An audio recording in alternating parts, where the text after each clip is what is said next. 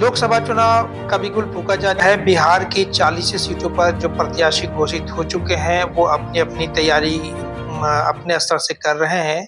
इसी बीच बिहार में होने वाले पहले चरण के चुनाव को लेकर के 4 अप्रैल को देश के प्रधानमंत्री नरेंद्र मोदी ने जमुई में एक रैली को संबोधित किया और उन्होंने विपक्ष पर जो विपक्ष के प्रमुख दल है राजद और कांग्रेस, उस पर उन्होंने तीखा प्रहार किया।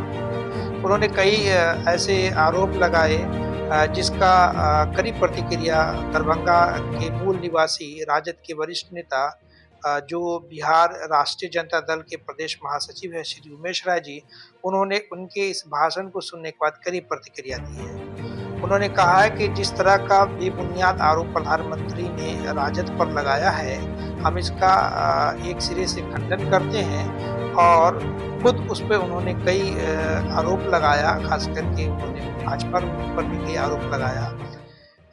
श्री उमेश राय के बारे में आप लोग को बताने की आवश्यकता नहीं। श्री उमेश राय जाने-पहचाने चेहरे हैं। राष्ट्रीय जनता दल के प्रदेश महासचिव हैं और दरभंगा जिला के मूल निवासी हैं, लेकिन पूरी राजनीतिक घटनाक्रम पर उनकी पैनी नज़र रहती है।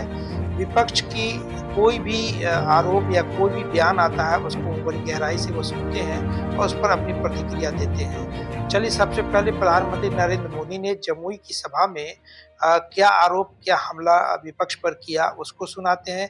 फिर इस पर प्रतिक्रिया श्री उमेश राय जी ने क्या दिया, वो आपको दिखाते हैं। हमारे YouTube चैनल को सब्सक्राइब करना और बेल आइकन दबाना ना भूलें ताकि हर वीडियो आप तक सबसे पहले पहुंचे। आज जमुई की इस खूबसूरत धरती पर उमड़ा ये जन सैलाब बता रहा है जनता का मूड क्या है।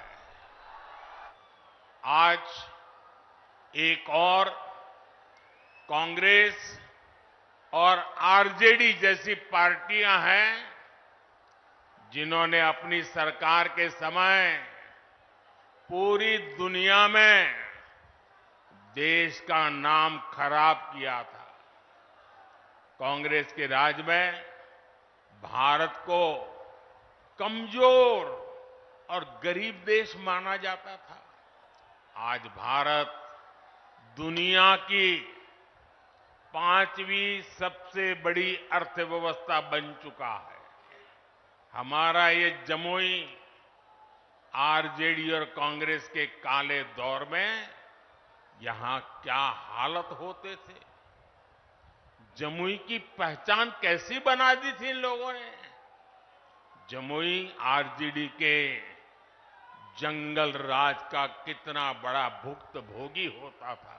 याद कीजिए, रेलवे में भर्ती के नाम पर जो लोग गरीब युवाओं से जमीन लिखवा लें, वो बिहार के युवाओं का कभी भला नहीं कर सकते।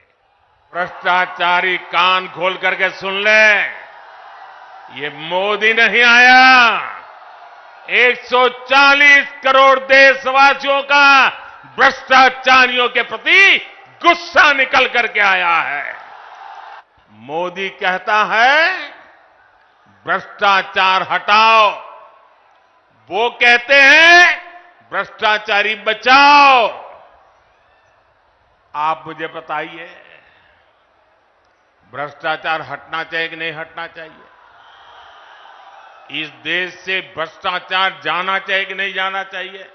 जबकि आरजेडी ने बिहार को गड्ढे और खाई में धकेल दिया था, एनडीए सरकार गरीबों की उनकी जमीन का प्रॉपर्टी कार्ड दे रही है, जबकि आरजेडी के लोग गरीबों की जमीनों पर कब्जा करते हैं।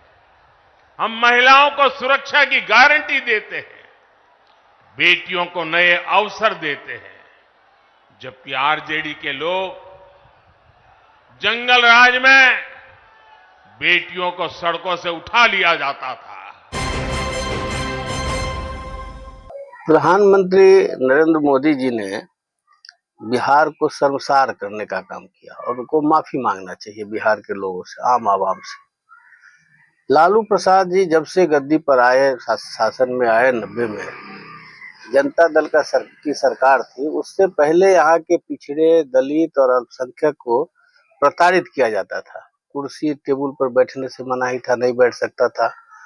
जो यहाँ की व्यवस्था थी उसमें उनके जो जिसको मूक बधिर की स्थिति में रहती थी, और लालू प्रसाद ने पिछड़े, दलित और अल्पसंख्यक को न सिर्फ सहारा बने, बल्कि उनको एक आम नागरिक के जैसे, जो संविधान से प्रदत्त जो अधिकार है उसके हिसाब से उसको बैठने और ससम्मान जीवन जीने का उन्होंने एक अभियान चलाया। जो उसमें दलित वर्ग के बच्चे जो स्कूल नहीं जाते थे उनको स्कूल भेजने का काम किया, उसको नहलाना, बाल सुहाना। इसको ये लोग जो पिछड़े दलित के लिए जो काम करते थे, अल्पसंख्यक के लिए जो काम करते थे, इनको जंगल राज बुझाने लगा, और इनको ये कलेजा पर सांप लौटना शुरू कर दिया कि जो बीजेपी की एंट्री थी वो एंट्री यहाँ से खत्म हो गई, और पिछड़े दलित अल्पसंख्यक एकजुट होकर के लालू जी के साथ हो गए, खड़े हो गए।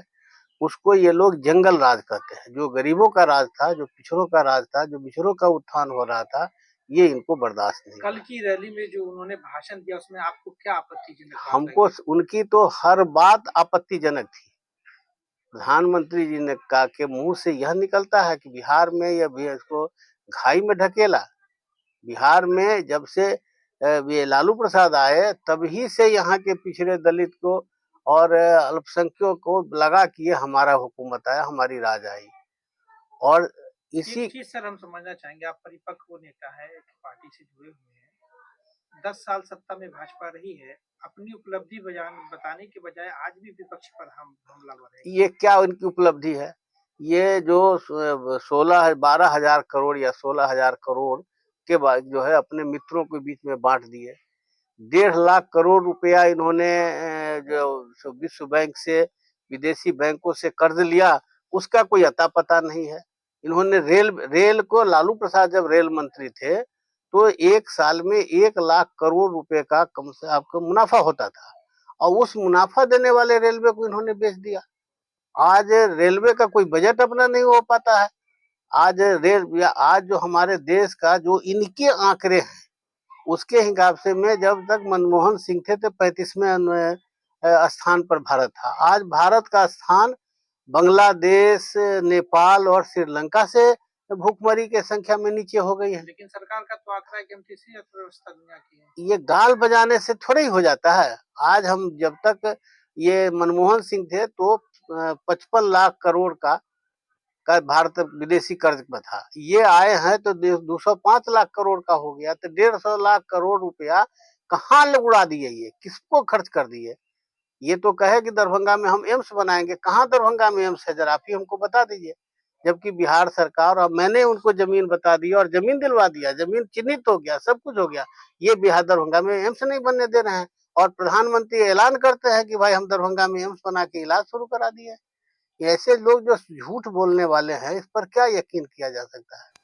उमेश राज जी से पूछा गया कि दरभंगा के सांसद गोपाल जी ठाकुर का क्षेत्र में विरोध हो रहा है, तो उस पर उन्होंने अपनी क्या प्रतिक्रिया दी, उसे भी सुने। देखिए, ये 5 साल तक खाली लफा शूटिंग करते रहे, कोई काम नहीं करना। रोज अखबार, जो इनके जो मित्र लोग हैं उनके बीच में जैसे तैसे अखबार में रोज बयान छपवाना और लोगों को झूठ का करना कि हम इतना शौचालय का शिलान्यास किए, इतना उद्घाटन किए। इनसे तो ये लहेरियासराय का पाठ वो ट्रेन का रुकवाना नहीं संभव हो सका, जबकि रेलवे बोर्ड के मेंबर थे। मैं इसके लिए जीएम हाजीपुर से जाकर के मिला, पर्सनली जाके मिला। 2 बार मैं डीआरएम के यहाँ मिला, डीआरएम को बुला के ले आया। भैया, पटना जाने वाली जो ट्रेन है 7 बजे सुबह खुलती है, जो इंटरसिटी है, उसको तो लहेरियासराय रुकवा दीजिए। ये क्या बात करेंगे? रेलवे बोर्ड के मेंबर थे। आज ये सवाल पूछते ही है जनता, पूछना वाजिब है कि भाई आपको एमपी बना दिया। लोग पूछते हैं कि आपको एमपी बना दिया, और आप एमपी बन करके आपने एमसी को यहाँ से हटा दिया। केंद्रीय विद्यालय के जमीन को देखने के लिए ले गया तारालाई, हम ही उन लोग इनवाइट करके ले गए कि उसको भरवा दे। भराने के बदले केंद्रीय विद्यालय ही को यहाँ से लेकर के चले गए कि हम साहों में ले जाएंगे, बनवाएंगे यहाँ पर।